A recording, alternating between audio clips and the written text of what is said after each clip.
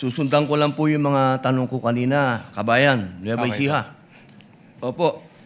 Yung una pong cheque ay 125 million December 2022. Tama po ba? Yes po, Your Honor. Opo. Batid niyo po ba na ang founding anniversary ng CPP-NPA ay December 26? Wala po akong personal knowledge about that, Your Honor. Opo. Dahil wala po kayong, katulad ng sinabi ni Senator Lacson, wala po kayong clearance, ano?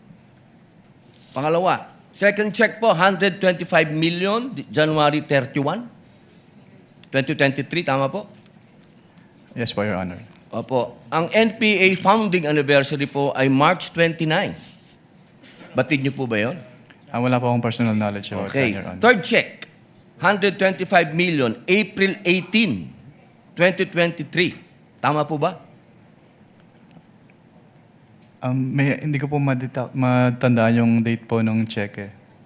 May I refer po to the check po? Stopwatch, please.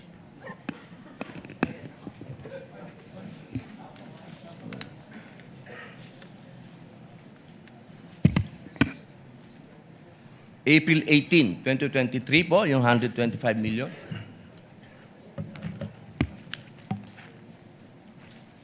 Yes po, Your Opo. Honor. Ang 50th po, golden anniversary ng NDF, National Democratic Front, ay April 24. Kaya ko po nabanggit lahat to. Ito pong mga dates na to, nung December 26, March 29, April 24, lahat po ito, walang nangyaring attack. Lahat po foiled. Wala po. For the first time, wala pong nangyaring attack. Kasi tuwing founding anniversary, may attack. Ang tanong ko po, Ginoong Kabayan, naniniwala po ba kayo na malaki ang papel ng confidential fund at confidential agent? Depende po yan sa kung ano po talaga yung mandate ng agency po, Your Honor. Alam naman po natin na ang DepEd, diyan po nanggagaling ang tinatawag naming sa Communist Party po, ano?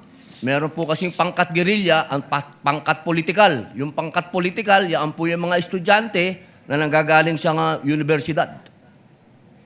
Sang-ayon po ba kayo doon? I cannot answer that po, Your Honor. Okay, dahil wala nga po pala kayong clearance. Maraming salamat po.